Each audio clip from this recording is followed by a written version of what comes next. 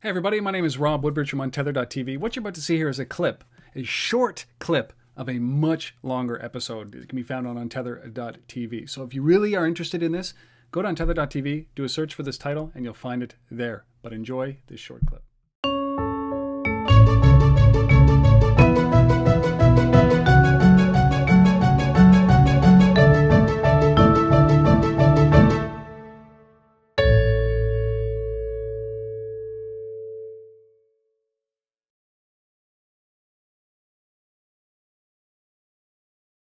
Well, the guy who introduced me to Timbre, Patrick Reynolds from Triton Digital, right? So they do,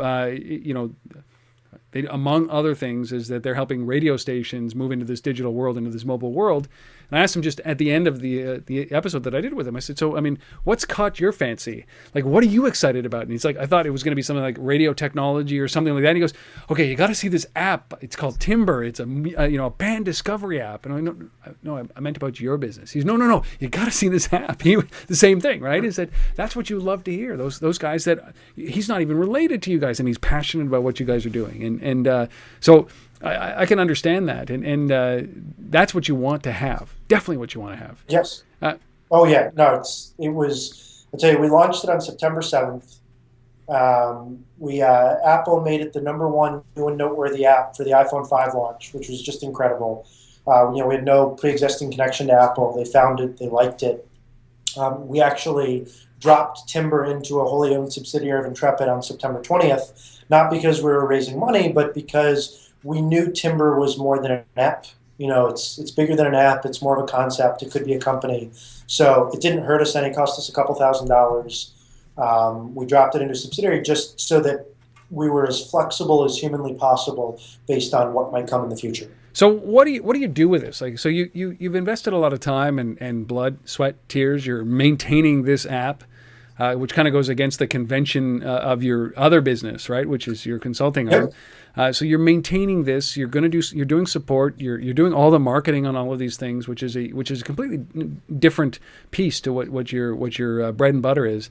So you put all this effort into it. How do you turn this into revenue? Do you turn this into revenue? Is this just a showpiece for you? What do you do with something like this? So we figured Timbre, the minute Apple made it a new and noteworthy app. Not that that's the holy grail. It is the holy grail. Come on, what were your numbers before and after that? It was phenomenal. I mean, when I say it wasn't the holy grail, I just mean that being featured by Apple is the holy grail. Being a new and noteworthy app is something slightly below the holy grail. So I'll give you two interesting numbers that I don't think I've given anyone else. Sweet, exclusive. Everybody, listen up. Listen up. Yeah. So interesting number one. We had TechCrunch was kind enough to write a piece about it. Gave them a little advance notice. They thought it looked cool. They were great. They were really kind to it. We got 2,000 downloads within 6 hours of that TechCrunch piece running. Okay, that's good. Which was good numbers. For an app that we did no PR, no marketing. It was great.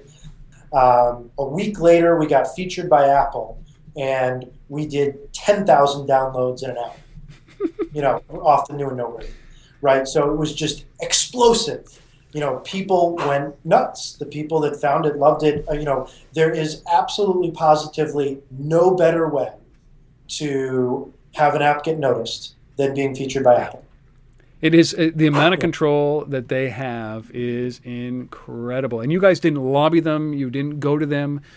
Did you ask anybody why? Like, why do you think it worked?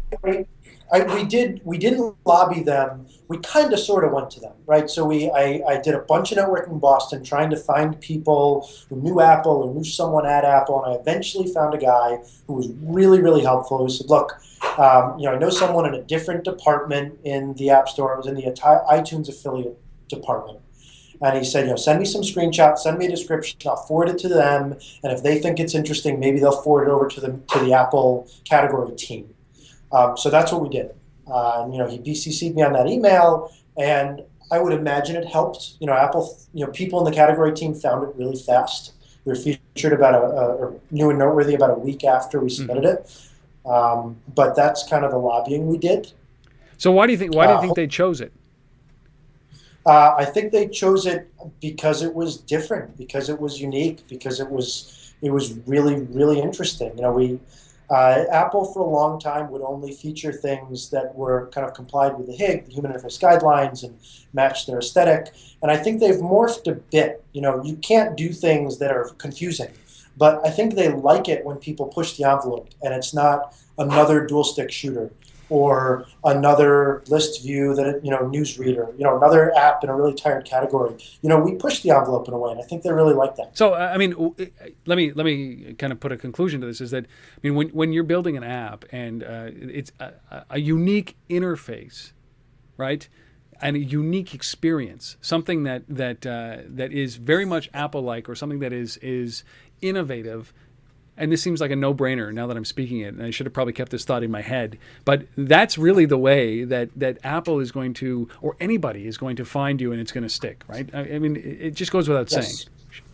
Yeah, no, I mean, the way to get featured is, this sounds like a tautology, and it sounds like really useless advice, but the best way to get featured is to build something awesome. That's so true. I could have just said that, but I'm glad you concur with that. You know, it sounds so simple, right? But it's so hard to do. Yeah, no, and I think, you know, I'm not ashamed to say that 70% of building something awesome is luck.